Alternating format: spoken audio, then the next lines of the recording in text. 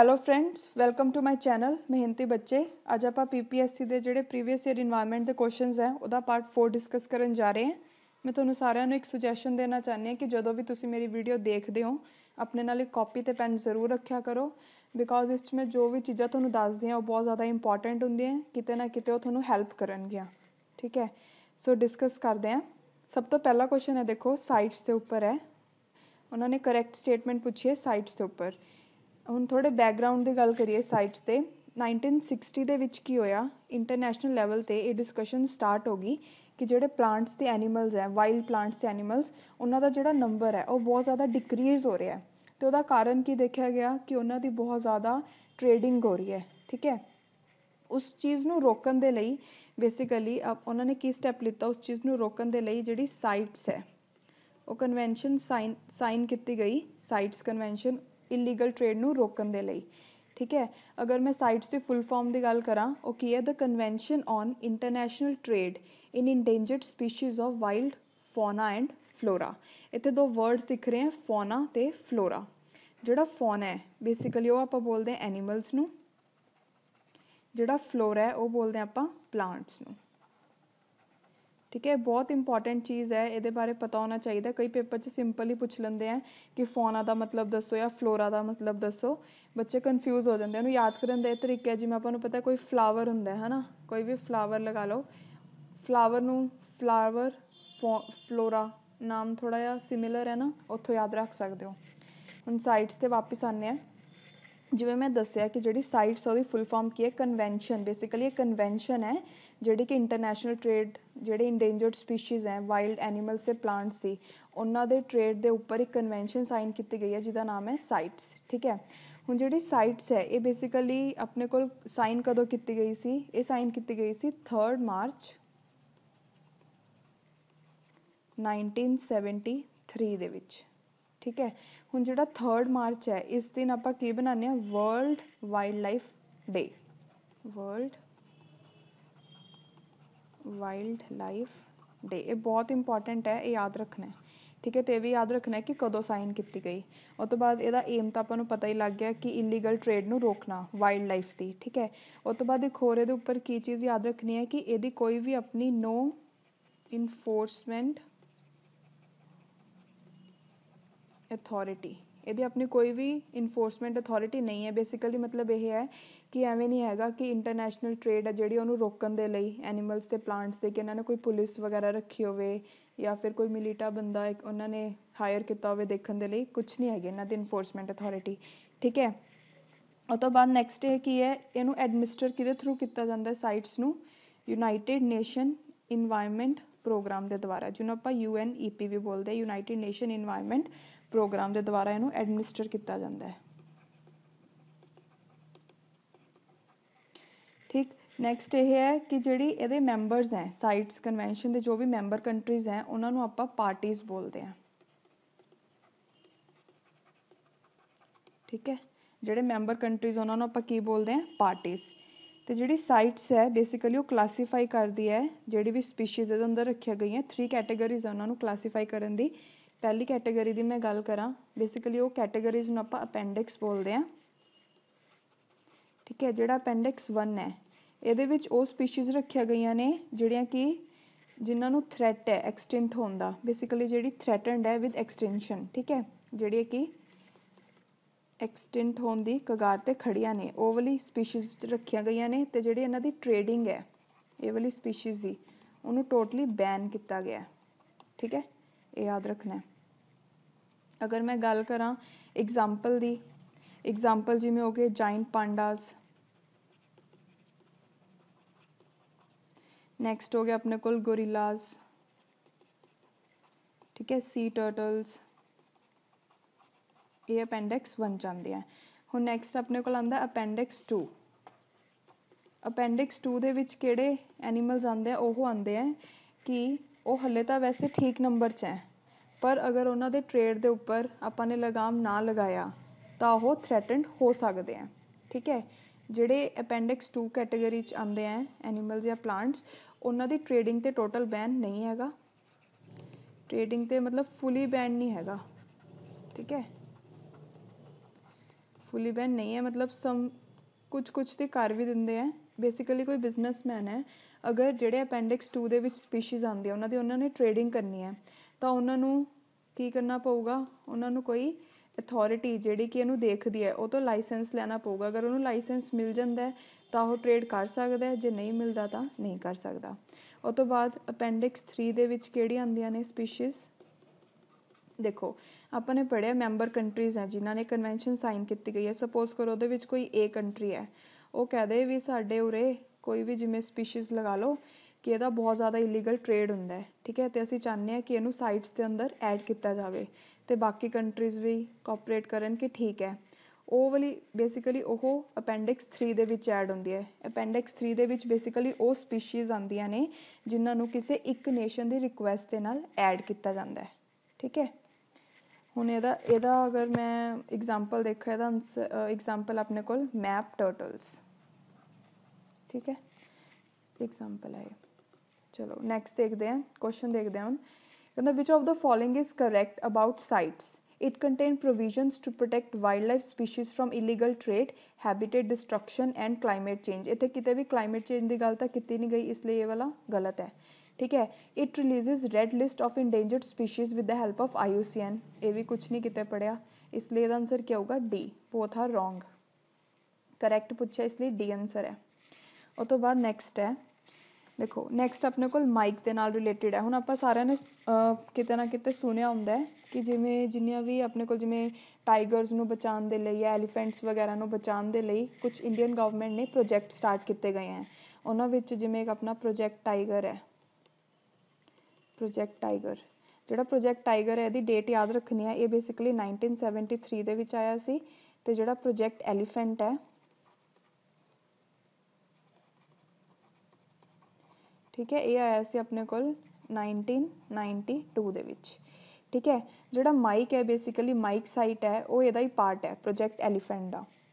ਇਹਦੇ ਵਿੱਚ ਕੀ ਹੈ, ਦੇਖੋ ਸਪੋਜ਼ ਕਰੋ ਕੋਈ ਸਾਈਟ ਹੈ, ਮਾਈਕ ਦੇ ਵਿੱਚ ਕੀ ਕਰਦੇ ਹਾਂ ਆਪਾਂ, ਐਸੇ ਸਾਈਟਸ ਮੋਨੀਟਰ ਕਰਦੇ ਹਾਂ। ਦੇਖੋ monitoring of illegal killing of ਐਲੀਫੈਂਟਸ, ਜਿਵੇਂ ਸਪੋਜ਼ ਕਰੋ ਇਹ ਕੁਛ ਸਾਈਟਸ ਹੈ, ਇੱਥੇ ਆਪਾਂ ਨੂੰ ਪਤਾ ਲੱਗਦਾ ਹੈ ਕਿ ਬਹੁਤ ਜ਼ਿਆਦਾ ਕਿਲਿੰਗ ਹੁੰਦੀ ਹੈ ਐਲੀਫੈਂਟਸ ਦੀ। ਉਹ ਸਾਈਟਸ ਨੂੰ ਬੇਸਿਕਲੀ ਆਪਾਂ ਨੇ ਮਾਈਕ ਸਾਈਟ ਬੋਲਤਾ ਕਿ ਮਤਲਬ ਹੁਣ ਤੋਂ ਆਪਾਂ ਉਹਨੂੰ ਮੋਨੀਟਰਿੰਗ ਕਰਾਂਗੇ ਜਿੱਥੇ ਐਲੀਫੈਂਟ ਨੂੰ ਬਹੁਤ ਜ਼ਿਆਦਾ ਮਾਰਿਆ ਜਾਂਦਾ ਹੈ, ਠੀਕ ਹੈ। ਲੇਮਨ ਲੈਂਗੁਏਜ ਇਹਦਾ ਜਿਹੜਾ ਮਾਈਕ ਸਾਈਟ ਹੈ ਉਹਦੀ ਡੈਫੀਨੇਸ਼ਨ ਇਹੀ ਹੈ। ਹੁਣ ਉਹ ਤੋਂ ਬਾਅਦ ਮਾਈਕ ਦੀ ਫੁੱਲ ਫਾਰਮ ਤਾਂ ਤੁਹਾਨੂੰ ਦਿਖ ਹੀ ਰਹੀ ਹੈ, monitoring of illegal killing of ਐਲੀਫੈਂਟਸ, ਠੀਕ ਹੈ। ਹੁਣ ਦੇਖੋ ਜਿਹੜੀ ਮਾਈਕ ਹੈ ਨਾ ਬੇਸਿਕਲੀ ਇਹ ਜਿਹੜਾ ਕੰਸੈਪਟ ਹੈ ਇਹ ਸਾਈਟਸ ਤੋਂ ਹੀ ਆਇਆ, ਠੀਕ ਹੈ, ਇਹ ਯਾਦ ਰੱਖਣਾ।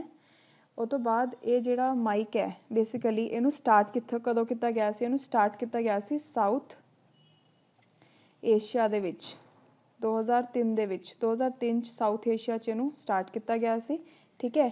ਇਹਦਾ ਬੇਸਿਕਲੀ ਓਬਜੈਕਟਿਵ ਕੀ ਹੈ ਕਿ ਟਰੈਂਡਸ ਦੇਖਣਾ ਕਿ ਇਲੀਗਲ ਹੰਟਿੰਗ ਕਿਵੇਂ ਕੀਤੀ ਜਾ ਰਹੀ ਹੈ ਐਲੀਫੈਂਟਸ ਦੀ, ਉਹਦਾ ਟਰੈਂਡ ਨੂੰ ਦੇਖਣਾ ਕਿ ਕੀ ਚੇਂਜਿਸ ਆ ਰਹੇ ਹੈ, ਠੀਕ ਹੈ, ਉਹ ਸਭ ਦੇਖਣਾ ਇਹਦਾ ਇਹ ਕੰਮ ਹੈ ਮਾਈਕ ਦਾ।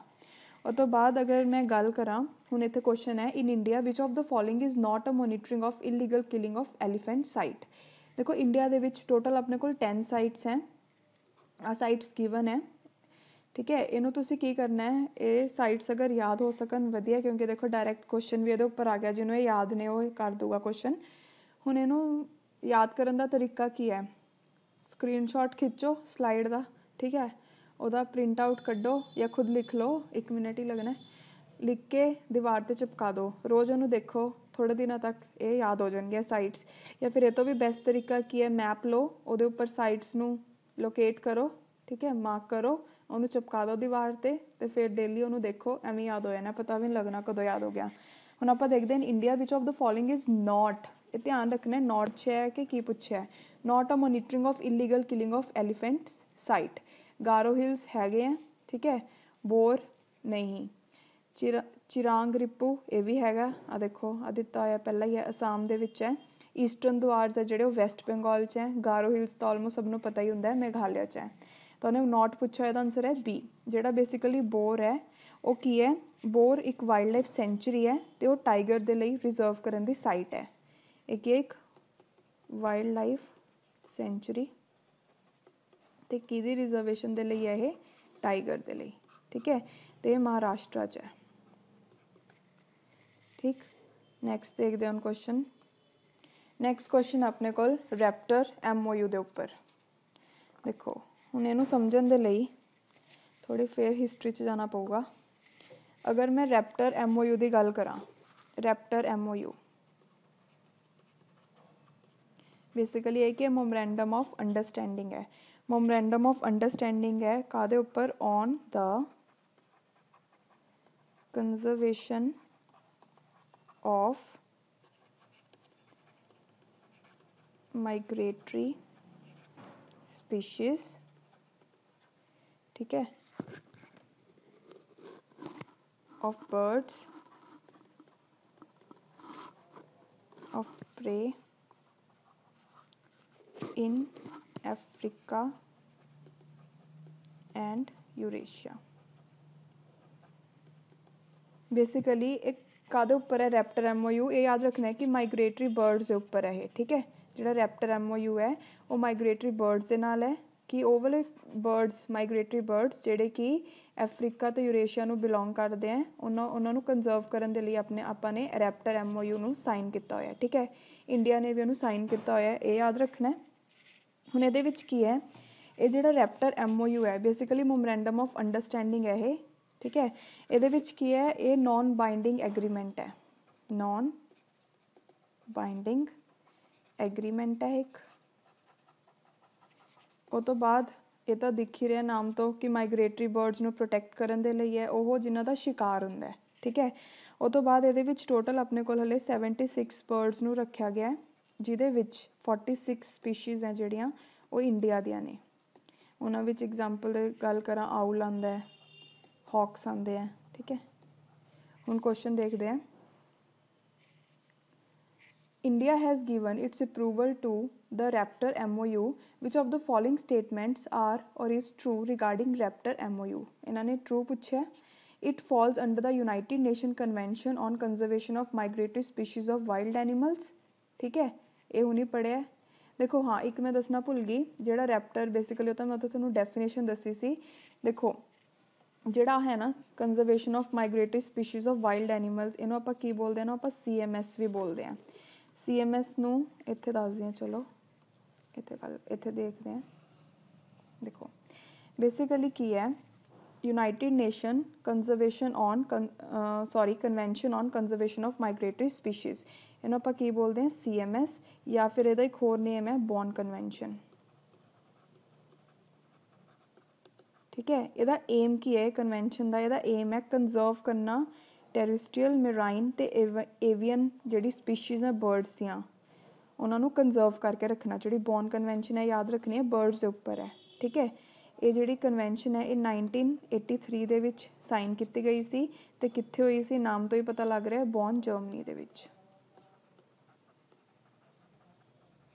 ठीक है। देखो it falls under the United nation, ये यूनाइटेड नेशन की कन्वेंशन है जिहड़ी CMS है वो यूनाइटेड नेशन की कन्वेंशन है, ठीक है। ये जिहड़ी है कि अपने कोल जिहड़ा रैप्टर MOU है वो इहदे अंडर फॉल करदा है, ठीक है। उस तो बाद है it is about conservation of birds of prey in Africa and Eurasia, ये भी आपां ने पढ़िया। It is not legally binding, ये भी ठीक है। The raptor MOU extend its coverage to 76 species of birds of prey out of which many species also occur in India, ये बिल्कुल ठीक है। तो आंसर क्या होगा D, इन्होंने करैक्ट पूछा ना।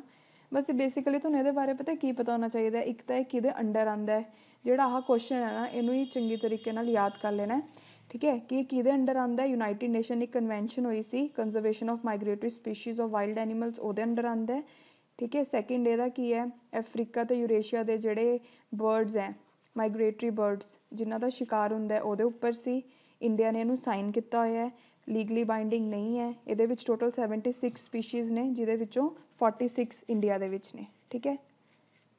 उस तो बाद है what would happen if phytoplanktons of an ocean is completely destroyed for some reason. जिहड़ा ये क्वेश्चन है ये बेसिकली IAS के पेपर च देखोगे 2012 दे विच आया होया है। जिवें मैं तुहानूं अपनी प्रिपरेशन वाली वीडियो च भी दस्सिया सी कि किवें प्रिपेयर करना है तुसीं फॉरेस्ट कंजरवेटर वाले एग्जाम दे लई।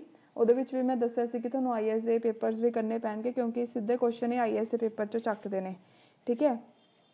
ਤੁਸੀਂ 2012 ਦਾ पेपर देखोगे ये वाला क्वेश्चन ਉੱਥੋਂ आया हुआ है, पर फर्क की है उत्थे सिर्फ इन्होंने डेंसिटी लिखा हुआ है वर्ड पंजाब वालिਆਂ ने वॉल्यूम खुद ऐड किया है। ठीक है, ये क्वेश्चन दे विच ਹੁਣ ਆਪਾਂ ਨੇ ਕੱਲ ਜਦੋਂ यूथ्रोफिकेशन बारे डिस्कस किया सी ਉਹਦੇ ਵਿੱਚ ਵੀ फाइटोप्लैंकटॉन्स वर्ड आया सी। ठीक है, ਹੁਣ ਆਪਾਂ देखते हैं कि ये फाइटोप्लैंकटॉन्स ਹੁੰਦੇ ਕੀ है, ਇਹਨੂੰ ਸਮਝਣ ਦੇ ਲਈ देखते हैं। ये डायग्राम देखो ਇਹਨੂੰ ਸਮਝਣ ਦੇ ਲਈ मैं ਤੁਹਾਨੂੰ एक थोड़ा ईजी मैथड ਨਾਲ समझानी है। ਹੁਣ ਆਪਾਂ ਨੂੰ पता है कोई भी प्लांट है सपोज, ठीक है, सारा नू पता होगा कि फोटोसिंथिस किवें हुंदा है। कोई भी प्लांट है, वो प्लांट की करदा है, उन्होंने एक तो सनलाइट की जरूरत होंदी है, एक उन्होंने कार्बन डाइऑक्साइड की जरूरत होंदी है, एक उन्होंने वाटर की जरूरत होंदी है अगर उन्हें फोटोसिंथिस नू परफॉर्म करना है। ठीक है, हुण जिहड़े फाइटोप्लैंकटॉन्स है,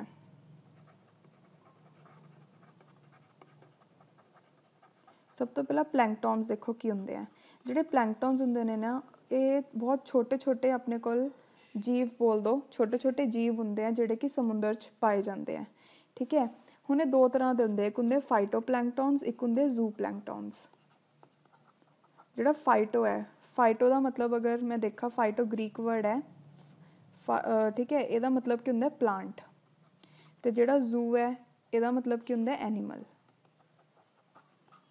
हुण जिहड़े फाइटोप्लैंकटॉन्स है बेसिकली वो प्लांट वाले प्लैंकटॉन्स हो गए, जू प्लैंकटॉन्स एनीमल्स नाल रिलेटेड प्लैंकटॉन्स हो गए, छोटे छोटे जीव हो गए। ठीक है, हुण देखो जिहड़े फाइटोप्लैंकटॉन्स हैं बेसिकली जिहड़ा अगर मैं ओशन की गल करां, ओशन दे विच जिहड़ी अपने कोल फूड चेन है, फूड चेन ओशन दे विच जिहड़ी फूड चेन है ਉਹਦੇ ਵਿੱਚ ਜਿਹੜੇ प्रोड्यूसर्स ਦਾ ਕੰਮ ਕਰਦੇ ਨੇ ਉਹ ਆਪਣੇ ਕੋਲ फाइटोप्लैंकटॉन्स ही करते हैं।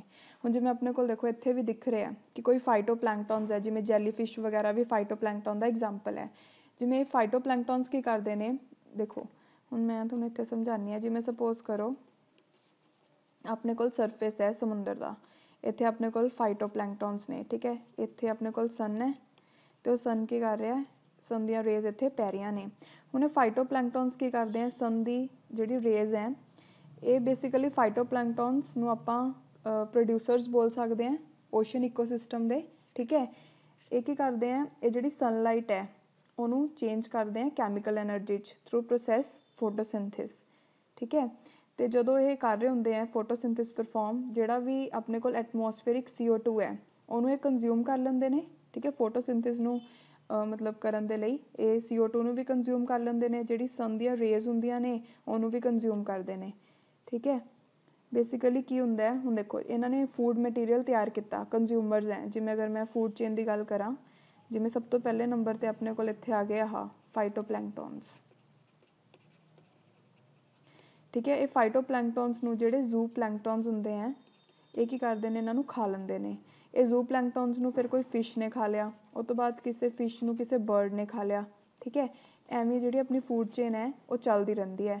अगर आपां देखिए जिहड़ी एक्वैटिक फूड चेन है ਉਹਦੇ ਵਿੱਚ ਜਿਹੜਾ ਸਭ ਤੋਂ ਇੰਪੋਰਟੈਂਟ ਰੋਲ ਹੈ ਉਹ फाइटोप्लैंकटॉन ਦਾ ਨਾ, क्योंकि बेसिकली एनर्जी तो ਇੱਥੋਂ ही आई। ਇਹਨਾਂ ने ਜਿਹੜੇ भी अपने ਕੋਲ सनलाइट सी ਉਹਨੂੰ कैमिकल एनर्जी चेंज किया, मतलब फूड प्रिपेयर किया, वो फूड फिर जू प्लैंकटॉन ने खाया, जू प्लैंकटॉन नूं अगे फिश ने कंज्यूम किया, फिश नूं अगे बर्ड ने कंज्यूम किया। बेसिकली जिहड़ा सोर्स एनर्जी का यही है ना, ये तुहानूं समझ आ गया होगा आई थिंक ये गल। तो दूजी गल की है कि जिहड़े हुण अपने कोल फाइटोप्लैंकटॉन्स ने, मैं तुहानूं दस्सिया कि CO2 नूं भी एब्जॉर्ब कर लैंदे ने।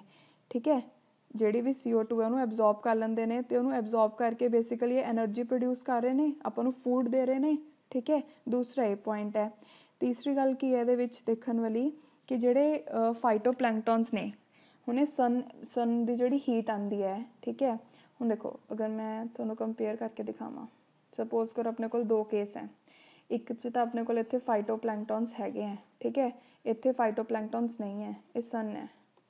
इस सन अपनी रेज है जिहड़ियां वो छड्ड रहा है वाटर के उपर, इत्थे भी बना लैंदे हैं।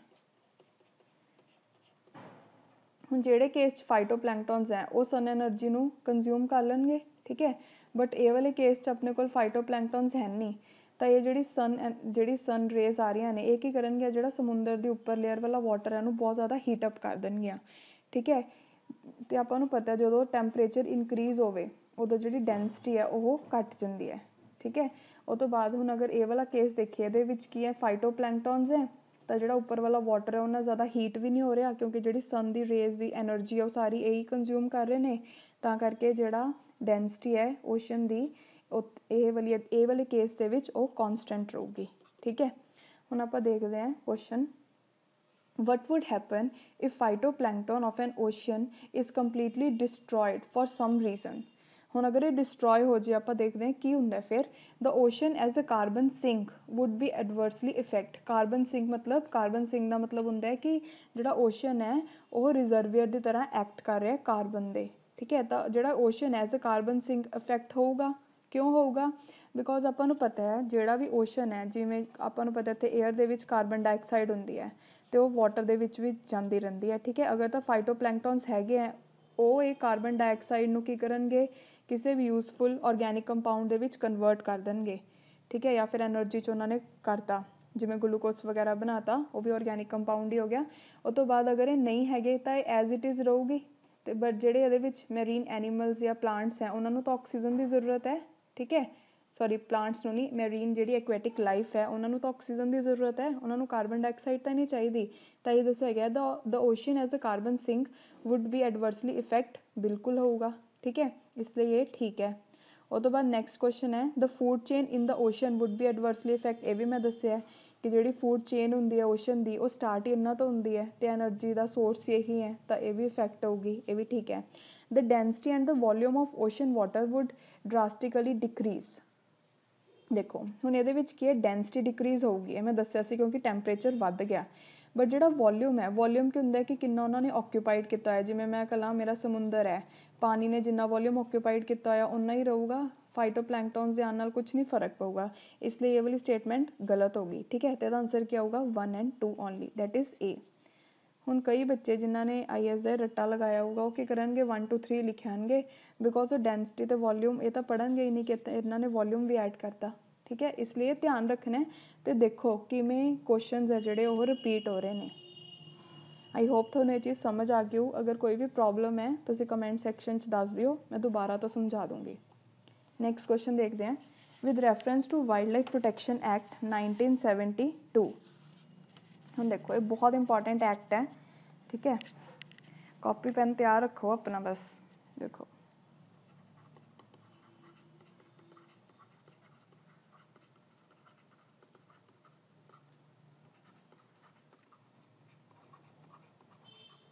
ਇਹਦੇ ਉੱਪਰ ਥੋੜ੍ਹਾ ਸਟ੍ਰੈਸ ਪਾਈਓ। 1972 ਦੇ ਉੱਪਰ ਕੰਮ ਆਊਗਾ। 1972 9 ਸਤੰਬਰ ਨੂੰ ਇਹ ਬਣਿਆ ਸੀ। ਬੇਸਿਕਲੀ ਦੇਖੋ ਹੁਣ ਐਕਟ ਹੈ, ਅਗਰ ਇਹ ਐਕਟ ਹੈ ਇਹਦਾ ਮਤਲਬ ਕੀ ਹੈ, ਇਹ ਇੰਡੀਆ ਦੀ ਪਾਰਲੀਮੈਂਟ ਨੇ ਬਣਾਇਆ ਸੀ ਐਕਟ। ਠੀਕ ਹੈ, ਕਿਉਂ ਬਣਾਇਆ ਸੀ? ਤਾਂ ਕਿ ਪ੍ਰੋਟੈਕਸ਼ਨ ਹੋ ਸਕੇ ਪਲਾਂਟਸ ਅਤੇ ਐਨੀਮਲ ਸਪੀਸ਼ੀਜ਼ ਦੀ। ਦੇਖੋ ਨਾਮ ਤੋਂ ਹੀ ਪਤਾ ਲੱਗ ਰਿਹਾ ਵਾਈਲਡ ਲਾਈਫ ਨੂੰ ਪ੍ਰੋਟੈਕਟ ਕਰਨ ਦੇ ਲਈ ਐਕਟ ਬਣਾਇਆ। ਇਹ ਪਤਾ ਹੋਣਾ ਚਾਹੀਦਾ ਕਿਹਨੇ ਬਣਾਇਆ, ਇੰਡੀਅਨ ਪਾਰਲੀਮੈਂਟ ਨੇ ਬਣਾਇਆ ਇਹ ਐਕਟ। ਠੀਕ ਹੈ, ਹੁਣ ਇਹ ਬਣਾਇਆ ਕਿਉਂ? ਕਿਉਂਕਿ ਦੇਖੋ ਅਗਰ ਆਪਾਂ 1972 ਦੀ ਤੋਂ ਪਹਿਲਾਂ ਦੀ ਗੱਲ ਕਰੀਏ ਤਾਂ ਉਸ ਟਾਈਮ ਇੰਡੀਆ ਦੇ ਵਿੱਚ ਸਿਰਫ 5 ਨੈਸ਼ਨਲ ਪਾਰਕ ਸੀਗੇ। ਠੀਕ ਹੈ, ਤਾਂ ਕਰਕੇ ਇੰਡੀਅਨ ਗਵਰਨਮੈਂਟ ਨੇ ਸੋਚਿਆ ਕਿ ਜਿਹੜੀ ਬਾਕੀ ਦੀ ਵਾਈਲਡ ਲਾਈਫ ਹੈ ਉਹਨਾਂ ਨੂੰ ਪ੍ਰੋਟੈਕਟ ਕਰਨ ਦੇ ਲਈ ਇੱਕ ਐਕਟ ਬਣਾਉਣਾ ਪਊ। ਠੀਕ ਹੈ, ਤਾਂ ਕਿ ਉਹਨਾਂ ਨੂੰ ਆਪਾਂ ਪ੍ਰੋਟੈਕਟ ਕਰ ਸਕੀਏ, ਇਸ ਲਈ ਉਹਨਾਂ ਨੇ ਇਹ ਏਮ ਦੇ ਨਾਲ ਐਕਟ ਬਣਾਇਆ, ਵਾਈਲਡ ਲਾਈਫ ਪ੍ਰੋਟੈਕਸ਼ਨ ਐਕਟ। ਹੁਣ ਉਹ ਤੋਂ ਬਾਅਦ ਕੀ ਹੈ, ਇਹ ਜਿਹੜਾ ਐਕਟ ਹੈ, ਇੱਕ ਹੋਰ ਗੱਲ ਇਹਦੇ ਬਾਰੇ ਯਾਦ ਰੱਖਣੀ ਹੈ ਕਿ ਜਿਹੜਾ ਇਹ ਐਕਟ ਹੈ, ਠੀਕ ਹੈ, ਉਹ ਵੋਲ ਇੰਡੀਆ ਦੇ ਉੱਪਰ ਤਾਂ ਅਪਲਾਈ ਹੁੰਦਾ, ਵੋਲ ਇੰਡੀਆ ਦੇ ਉੱਪਰ ਅਪਲਾਈ ਹੁੰਦਾ, ਬਟ ਐਕਸੈਪਟ, ਇਹ ਬਹੁਤ ਇੰਪੋਰਟੈਂਟ ਕੁਐਸਚਨ ਹੈ, ਐਕਸੈਪਟ ਜੰਮੂ ਐਂਡ ਕਸ਼ਮੀਰ, ਕਿਉਂਕਿ ਜੰਮੂ ਐਂਡ ਕਸ਼ਮੀਰ ਹੈ ਜਿਹੜੀ ਉਹਦਾ ਆਪਣਾ ਵਾਈਲਡ ਲਾਈਫ ਐਕਟ ਹੈ। ਠੀਕ ਹੈ, ਇਹ ਗੱਲ ਯਾਦ ਰੱਖਣੀ ਹੈ ਇਹਦੇ ਬਾਰੇ। ਹੁਣ ਦੇਖੋ ਜਿਹੜਾ ਇਹ ਬੇਸਿਕਲੀ ਐਕਟ ਹੈ ਇਹਦੇ ਵਿੱਚ 6 ਸਕੈਡਿਊਲਸ ਹੈ। ਠੀਕ ਹੈ, ਜਿਹਨੂੰ ਕਿ ਅਲੱਗ-ਅਲੱਗ ਡਿਗਰੀਜ਼ ਉਹਨਾਂ ਦੀਆਂ ਪ੍ਰੋਟੈਕਸ਼ਨ ਦੀਆਂ ਉਹ ਦੇਖਦੇ ਹਾਂ, ਉਹਨਾਂ ਸਕੈਡਿਊਲਸ ਬਾਰੇ ਡਿਸਕਸ ਕਰਦੇ ਹਾਂ ਡਿਟੇਲ ਦੇ ਵਿੱਚ। 6 ਸਕੈਡਿਊਲਸ ਹੈ, ਅਤੇ ਇੱਕ ਗੱਲ ਹੋਰ ਯਾਦ ਰੱਖਣੀ ਹੈ, ਜਿਹੜਾ ਆਪਣੇ ਕੋਲ 1st, 2nd, 3rd ਅਤੇ 4th ਇਹ 4 ਸਕੈਡਿਊਲਸ ਹੈ, ਇਹਨਾਂ ਦੇ ਵਿੱਚ ਜਿਹੜੇ ਐਨੀਮਲਸ ਜਾਂ ਪਲਾਂਟਸ ਆਪਾਂ ਨੇ ਐਡ ਕੀਤੇ ਹੋਏ ਆ ਉਹਨਾਂ ਦੀ ਪੋਚਿੰਗ, ਸਮਗਲਿੰਗ ਅਤੇ ਉਹਨਾਂ ਦਾ ਟਰੇਡ ਹੈ ਉਹਦੇ ਉੱਪਰ ਬੈਨ ਹੈ ਟੋਟਲੀ। ਠੀਕ ਹੈ, ਹੁਣ ਦੇਖਦੇ ਹਾਂ। ਸਭ ਤੋਂ ਪਹਿਲਾਂ ਅਗਰ ਮੈਂ ਸਕੈਡਿਊਲ 1 ਦੀ ਗੱਲ ਕਰਾਂ, ਇਹਦੇ ਵਿੱਚ ਕੀ ਹੈ, schedule 1 plus part 2 of schedule 2, ਐਵੇਂ ਲਿਖਣਾ ਇਹਨੂੰ। ਠੀਕ ਹੈ, ਸਕੈਡਿਊਲ 1 ਅਤੇ ਪਾਰਟ 2 ਆਫ ਸਕੈਡਿਊਲ 2, ਇਹਦੇ ਵਿੱਚ ਉਹ ਐਨੀਮਲਸ ਨੂੰ ਲਿਸਟ ਕੀਤਾ ਗਿਆ ਹੈ ਜਿਨ੍ਹਾਂ ਨੂੰ ਕਿ ਐਬਸੋਲਿਊਟ ਪ੍ਰੋਟੈਕਸ਼ਨ ਦੀ ਜ਼ਰੂਰਤ ਹੈ। ਠੀਕ ਹੈ, ਜਿਨ੍ਹਾਂ ਨੂੰ ਕਿ ਐਬਸੋਲਿਊਟ प्रोटैक्शन दिती गई है, ऐ कह लो। ਜਿਹੜਾ ਸਕੈਡਿਊਲ 1 ਹੈ ਤੇ ਪਾਰਟ 2 ਹੈ ਸਕੈਡਿਊਲ 2 ਦਾ, ਉਹਦੇ ਵਿੱਚ ਐਸੇ ਐਨੀਮਲਸ, ਐਸੇ ਵਾਈਲਡ ਲਾਈਫ ਐਨੀਮਲਸ ਤੇ ਪਲਾਂਟਸ ਨੂੰ ਰੱਖਿਆ ਗਿਆ ਜਿਨ੍ਹਾਂ ਨੂੰ ਐਬਸੋਲੂਟ ਪ੍ਰੋਟੈਕਸ਼ਨ ਦਿੱਤੀ ਗਈ ਹੈ। ਮਤਲਬ ਕੀ ਹੈ ਕਿ ਅਗਰ ਉਹਨਾਂ ਨੂੰ ਮਾਰਿਆ ਜਾਊਗਾ ਤਾਂ ਬਹੁਤ ਜ਼ਿਆਦਾ ਪੈਨੈਲਿਟੀ ਲੱਗੂਗੀ। ਠੀਕ ਹੈ, ਹੁਣ ਅਗਰ ਮੈਂ ਸਕੈਡਿਊਲ 1 ਵਾਲੇ ਐਨੀਮਲਸ ਦੀ ਗੱਲ ਕਰਾਂ, ਇਹਦੇ ਵਿੱਚ ਕੌਣ ਆਉਣਗੇ? ਲਾਇਨ ਟੇਲਡ ਮੈਕॉय, ਰਾਈਨੋਸਿਨੋਰਸ, ਗ੍ਰੇਟ ਇੰਡੀਅਨ ਬਸਟਰਡ ਤੇ ਬਲੈਕ ਬਕ। ਬਲੈਕ ਬਕ ਤਾਂ ਸੁਣਿਆ ਹੀ ਹੋਊਗਾ ਬੜਾ ਤੁਹਾਨੇ, सलमान खान के नाल रिलेटेड है ना। ये सारे एनीमल्स हैं। अगर स्कैड्यूल 2 की गल करा, ये किहड़े आएंगे? रिसस, मैकॉय, किंग कोबरा हो गया, हिमालयन ब्राउन बेयर, वो सब ये आएंगे। ठीक है, उस तो बाद हुण आपां गल करिए स्कैड्यूल 3 की एंड स्कैड्यूल 4 की। ये की है, ये इन्हों भी प्रोटैक्शन च रखा गया है, बट इन्हों उपर जिहड़ी पैनैलिटी है वो थोड़ी जी घट है ये नालों। ठीक है, ये स्कैड्यूल 3 दे विच अपने कोल आ जाता है जिमें नील गाय आ गई, नील गाय, या फिर अपने कोल बार्किंग डियर आ गया। ठीक है, स्कैड्यूल 4 दे विच वल्चर्स आ जाते हैं, सॉरी वल्चर्स आ जाते हैं स्कैड्यूल 4 दे विच। ठीक है, हुण मेन जिहड़ा याद रखने वाला है वो अपना हैगा स्कैड्यूल 5। जिहड़ा स्कैड्यूल 5 है ना, ये जिहड़े एनीमल्स नूं रखा गया है, ध्यान नाल सुनना, जिहड़े एनीमल्स नूं रखा गया उन्होंने आपां बोलते हैं वर्मिन्स। बेसिकली वर्मिन्स क्यों? वर्मिन्स जिहड़े हुंदे ने वो ऐसे एनीमल्स हुंदे हैं जिन्हों की हार्मफुल समझा जाता है। क्यों? क्योंकि वो क्रॉप्स नूं डिस्ट्रॉय कर देंदे ने ते बहुत ज़्यादा बीमारियां फैलाते हैं। ठीक है, क्रॉप्स नूं डिस्ट्रॉय करते हैं तो बहुत ज़्यादा डिजीज़ फैलाते, इसलिए उन्होंने वर्मिन्स बोलिया गया है। तो ये वो एनीमल्स हैं जिन्होंने ये कहते तुसीं मार सकते हो। ठीक है, उन्होंने आपां हंट कर सकते हैं, मार सकते हैं। हुण ये किहड़े किहड़े एनीमल्स हैं ये याद रखना है नाम, ये बहुत इंपॉर्टेंट है। मैं कलर चेंज कर लैनी ताकि थोड़ा हाईलाइट हो जाए। देखो ये किहड़े हैं, ये अपने कोल आउणगे माइस, ये याद रखना है, माइस, रैट। ठीक है, उस तो बाद अपना कॉमन क्रो। ठीक, उस तो बाद अपने कोल है फ्रूट बैट्स।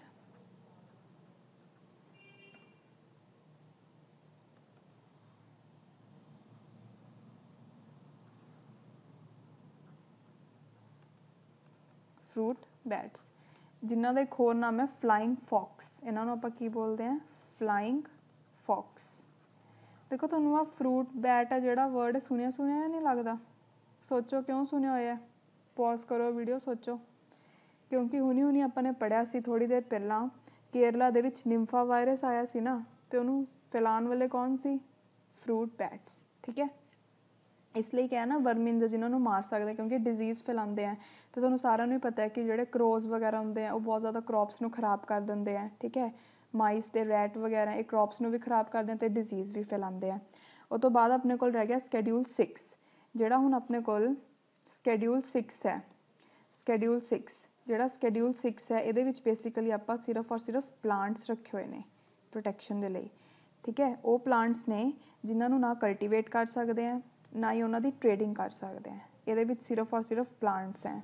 हुण अगर इनू फटाफट रिवाइज करिए, बेसिकली की है जिहड़ा अपने कोल स्कैड्यूल 1 है तो पार्ट 2 सी स्कैड्यूल 2 का, उहदे विच आपां ने ऐसे वाइल्ड लाइफ एनीमल्स या प्लांट्स रखे हुए सी जिन्होंने एब्सोल्यूट प्रोटैक्शन दी गई है। मतलब अगर उन्होंने मारांगे तो बहुत ज़्यादा पैनैलिटी लगूगी, जिवें एग्जाम्पल देखी सी ब्लैक बक। ठीक है, उस तो बाद जिहड़े स्कैड्यूल 3 ते 4 दे विच है उन्होंने भी प्रोटैक्शन प्रोवाइड की गई है, पर इन्नी नहीं हैगी जिन्नी कि 1 ते 2 नूं है।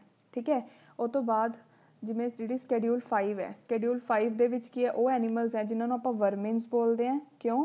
बिकॉज ये ऐसे एनीमल्स हैं जिहड़े कि क्रॉप्स नूं खराब कर देंदे ते डिजीज़ फैलाते हैं, तो इन्होंने आपां हंट भी कर सकते हैं। ये विच एग्जाम्पल्स 4 ने, बहुत इंपॉर्टेंट है। उस तो बाद जिहड़ा स्कैड्यूल 6 है उहदे विच प्लांट्स दी स्पीशीज़ आंदियां ने। ठीक है, जिन्होंने प्रोटैक्ट करने के लिए, मतलब जिन्होंने प्रोटैक्शन देनी है वो प्लांट्स रखे गए हैं। ये जिमें रैड वांडा, पिक्चर प्लांट वगैरह हो गया, वो सब आते हैं। तो एक होर गल याद रखनी है, ये एनीमल्स नूं ये भी सुरक्षित किया जाता है कि वो एनीमल्स नूं वाइल्ड लाइफ ट्रॉफी की तरह ना यूज़ किया जाए। बेसिकली ट्रॉफी की होंदी है कि जिमें तुहानूं देखिया होगा मूवीज़ वगैरह च कि एवें सिर लटका रखे होंदे हैं ना डेकोरेशन के लिए, जिमें हीरन का लटका रखा होंदा है, उन्होंने बोलते हैं कि एनीमल या उहदे पार्ट नूं यूज़ करना डिस्पले दे लिए या फिर एज ऑर्नामेंट, उन्होंने बोलते हैं वाइल्ड लाइफ ट्रॉफी। ठीक है, हम क्वेश्चन देखते हैं। With reference to wild life protection act 1972 consider the following statements. It was formed in order to fulfil India's international obligation under the convention on biological diversity. ਜਿਹੜੀ convention on biological diversity ਹੈ, basically ਹੁਣ ਇਹਦੇ ਬਾਰੇ ਵੀ ਥੋੜ੍ਹਾ ਦੇਖ ਲੈਂਦੇ ਕਿੱਥੋਂ ਆਇਆ। ਜਿਵੇਂ ਮੈਂ ਤੁਹਾਨੂੰ ਦੱਸਿਆ ਸੀ ਨਾ, ਇੱਕ ਅਰਥ ਸਮਿਟ ਹੋਈ ਸੀ, ਅਰਥ ਸਮਿਟ ਜਿਹੜੀ ਸਾਈਨ ਹੋਈ ਸੀ 1992 ਦੇ ਵਿੱਚ, ਹੈ ਨਾ। ਉਹਦੇ ਵਿੱਚ ਆਪਾਂ ਨੇ 3 ਚੀਜ਼ਾਂ ਦੀ ਗੱਲ ਕੀਤੀ ਸੀ ਕਿ ਬਾਇਓਡਾਇਵਰਸਿਟੀ ਨੂੰ ਕੰਜ਼ਰਵ ਕਰਨਾ ਹੈ, ਸਸਟੇਨੇਬਲ ਡਿਵੈਲਪਮੈਂਟ ਦੀ ਗੱਲ ਕੀਤੀ ਸੀ, ਅਤੇ ਕਲਾਈਮੇਟ ਚੇਂਜ ਨੂੰ ਹੋਣ ਤੋਂ ਰੋਕਣਾ ਹੈ। ਜਿਹੜੀ ਬਾਇਓਡਾਇਵਰਸਿਟੀ ਹੈ, ਬੇਸਿਕਲੀ ਇਹਦੇ ਅੰਦਰ ਕੀ ਆਉਂਦਾ ਹੈ, CBD, ਕਨਵੈਨਸ਼ਨ ਔਨ ਬਾਇਓਡਾਇਵਰਸਿਟੀ, ਇਹੀ ਇਹਦੇ ਅੰਦਰ ਆਉਂਦੀ ਹੈ। ਜਿਹੜਾ ਸਟੈਪ ਚੱਕਿਆ ਗਿਆ ਬਾਇਓਡਾਇਵਰਸਿਟੀ ਨੂੰ ਵੀ ਪ੍ਰੋਟੈਕਟ ਕਰਨ ਦਾ, ਉਹ CBD ਦੇ ਥਰੂ ਕੀਤਾ ਗਿਆ। ਠੀਕ ਹੈ, ਇਹਦੇ ਬਾਰੇ ਆਪਾਂ ਕੱਲ੍ਹ ਡਿਸਕਸ ਕਰਾਂਗੇ, ਬਿਕੋਜ਼ ਅੱਜ ਪਹਿਲਾਂ ਹੀ ਬਹੁਤ ਜ਼ਿਆਦਾ ਹੋ ਚੁੱਕਿਆ, ਇੰਨਾ ਰਿਟੇਨ ਨਹੀਂ ਰਹਿਣਾ ਦਿਮਾਗ 'ਚ, ਇਸ ਲਈ ਅੱਜ ਮੈਂ ਥੋੜ੍ਹਾ ਇਹਨੂੰ ਇੱਥੇ ਹੀ ਰੋਕ ਰਹੀ ਹਾਂ। ਠੀਕ ਹੈ, ਇਹਦੇ ਬਾਰੇ ਡਿਸਕਸ ਕੱਲ੍ਹ ਕਰਾਂਗੇ ਡਿਟੇਲ ਦੇ ਵਿੱਚ, ਕਿਉਂਕਿ ਇੰਪੋਰਟੈਂਟ ਹੈ ਅਤੇ ਇਹਦੇ ਵਿੱਚ ਅੱਗੇ ਕੁਛ ਪ੍ਰੋਟੋਕੋਲਸ ਵਗੈਰਾ ਵੀ ਨੇ। ਹੁਣ ਆਹ ਕੁਐਸਚਨ ਦੇਖੋ। With reference to wild life protection act 1972 consider the following statements. It was formed in order to fulfil India's international obligation under the convention on biological diversity. ਨਹੀਂ, ਇੰਡੀਆ ਦੇ ਵਿੱਚ ਆਪਾਂ ਨੇ ਦੇਖਿਆ ਸੀ ਕਿ ਜਿਹੜੇ ਨੈਸ਼ਨਲ ਪਾਰਕਸ ਨੇ ਘੱਟ ਨੇ, ਇਸ ਲਈ ਗਵਰਨਮੈਂਟ ਨੇ ਸੋਚਿਆ ਕਿ ਸਾਨੂੰ ਸਟੈਪਸ ਲੈਣੇ ਚਾਹੀਦੇ ਉਹਨਾਂ ਨੂੰ ਪ੍ਰੋਟੈਕਟ ਕਰਨ ਦੇ ਲਈ। ਇਹ ਤਾਂ ਆਈ ਸੀ, ਨਾ ਕਿ CBD ਦੇ ਕਰਕੇ ਆਈ ਸੀ, ਇਸ ਲਈ ਗਲਤ ਹੈ। ਸੈਕਿੰਡ ਹੈ, as per the law only a part of wild animal is consider as a wild life trophy. ਨਹੀਂ, ਇਹਦੇ ਵਿੱਚ ਜਿਹੜੇ ਪ੍ਰੋਟੈਕਸ਼ਨ 'ਚ ਨੇ ਉਹਨਾਂ ਸਾਰਿਆਂ ਨੂੰ ਹੀ ਕੰਸੀਡਰ ਕੀਤਾ ਜਾਂਦਾ ਹੈ। ਠੀਕ ਹੈ, ਇਸ ਲਈ ਪਾਰਟ ਆਫ ਗਲਤ ਹੈ, ਇਸ ਲਈ ਇਹਦਾ ਆਨਸਰ ਕੀ ਆਊਗਾ, D, ਨੀਦਰ 1 nor 2। ਠੀਕ ਹੈ, ਨੈਕਸਟ ਕੁਐਸਚਨ ਹੁਣ ਦੇਖੋ। ਇੱਥੋਂ ਸਾਬਿਤ ਹੁੰਦਾ ਕਿ ਪੁਰਾਣੇ ਪੇਪਰਸ ਦੇ ਵੀ ਜਿਹੜੇ ਕੁਐਸਚਨਸ ਉਹ ਰਿਪੀਟ ਹੁੰਦੇ ਆ। Like wild life protection act ਦਾ ਉਹਨੇ ਪੁੱਛ ਲਿਆ ਕਿ ਇਨੈਕਟ ਕਦੋਂ ਹੋਇਆ, ਇਹ ਤਾਂ ਪਤਾ ਹੀ ਹੋਣਾ ਚਾਹੀਦਾ, B, 1972। ਠੀਕ ਹੈ, next question, which is not related to environment protection. ਦੇਖੋ, ਇਹਦੇ ਬਾਰੇ ਨਾ ਮੈਂ ਤੁਹਾਨੂੰ ਥੋੜ੍ਹਾ ਦੱਸ ਦਿੰਦੀ ਹਾਂ। ਵੈਸੇ ਤੁਹਾਨੂੰ ਦੇਖ ਕੇ ਵੀ ਪਤਾ ਲੱਗ ਰਿਹਾ ਹੋਊਗਾ, ਇਹਨੂੰ ਵੀ ਆਪਾਂ ਕੱਲ੍ਹ ਡਿਸਕਸ ਕਰ ਲੈਂਦੇ ਹਾਂ, ਬਿਕੋਜ਼ ਅੱਜ 30 ਮਿੰਟਸ ਦੀ ਆਲਰੇਡੀ ਵੀਡੀਓ ਹੋ ਚੁੱਕੀ ਹੈ। ਇਹ ਵਾਲਾ ਕੁਐਸਚਨ ਹੀ ਆਪਾਂ ਕੱਲ੍ਹ ਡਿਸਕਸ ਕਰਾਂਗੇ। ਠੀਕ ਹੈ, ਡਿਟੇਲ ਦੇ ਵਿੱਚ ਦੇਖਾਂਗੇ ਇਹਨੂੰ। ਤਾਂ ਅੱਜ ਦੀ ਵੀਡੀਓ ਇੱਥੇ ਹੀ ਖਤਮ ਕਰਦੇ ਹਾਂ, ਬਿਕੋਜ਼ ਜੇ ਜ਼ਿਆਦਾ ਲੰਬੀ ਵੀਡੀਓ ਬਣੂਗੀ ਦਿਮਾਗ ਕੰਸਨਟਰੇਟ ਨਹੀਂ ਕਰ ਪਾਉਂਦਾ ਇੰਨੀ ਬੜੀ ਵੀਡੀਓ ਦੇ ਉੱਪਰ। ਠੀਕ ਹੈ, ਇਸ ਲਈ ਅੱਜ ਹੀ ਹੁਣੀ ਸਟੋਪ ਕਰਦੇ ਹਾਂ ਵੀਡੀਓ ਨੂੰ ਇੱਥੇ ਹੀ। ਤੁਸੀਂ ਜਿਹੜਾ ਅੱਜ ਦਾ ਲੈਕਚਰ ਹੈ ਬਹੁਤ ਜ਼ਿਆਦਾ ਇੰਪੋਰਟੈਂਟ ਹੈ, ਇਹਨੂੰ ਧਿਆਨ ਨਾਲ ਸਮਝੋ, 1-2 ਵਾਰ ਦੇਖੋ ਵੀਡੀਓ ਨੂੰ, ਤਾਂ ਕਿ ਅੱਛੀ ਤਰ੍ਹਾਂ ਹਰ ਚੀਜ਼ ਸਮਝ ਆ ਜਾਏ, ਬਿਕੋਜ਼ ਇਹ ਕਿਤੇ ਨਾ ਕਿਤੇ ਆਉਂਦੇ ਆ। ਦੇਖੋ, ਆਪਾਂ ਨੇ ਵਾਈਲਡ ਲਾਈਫ ਵਾਲਾ ਵੀ ਦੇਖਿਆ, ਸਿੱਧਾ ਹੀ ਕੁਐਸਚਨ ਰਿਪੀਟ ਹੈ। ਇੱਥੇ ਇਹਨਾਂ ਨੇ ਈਅਰ ਪੁੱਛ ਲਿਆ, ਜਿਹਨੇ ਉਹ ਕੁਐਸਚਨ ਵੀ ਪੜ੍ਹਿਆ ਹੋਇਆ ਉਹਨੂੰ ਥੋੜ੍ਹਾ ਜਿਹਾ ਧਿਆਨ ਹੋਵੇ, ਆਨਸਰ ਦੇ ਦੂਗਾ ਆਰਾਮ ਦੇ ਨਾਲ। ਠੀਕ ਹੈ, ਅੱਜ ਲਈ ਇੰਨਾ ਹੀ। ਮੇਰੀ ਵੀਡੀਓ ਨੂੰ ਲਾਈਕ ਕਰੋ, ਚੈਨਲ ਨੂੰ ਸਬਸਕ੍ਰਾਈਬ ਕਰੋ, ਸ਼ੇਅਰ ਕਰੋ ਜ਼ਿਆਦਾ ਤੋਂ ਜ਼ਿਆਦਾ, ਤਾਂ ਕਿ ਆਪਾਂ ਜ਼ਿਆਦਾ ਤੋਂ ਜ਼ਿਆਦਾ ਬੱਚਿਆਂ ਦਾ ਫਾਇਦਾ ਕਰ ਸਕੀਏ। ਠੀਕ ਹੈ, thank you so much. Okay.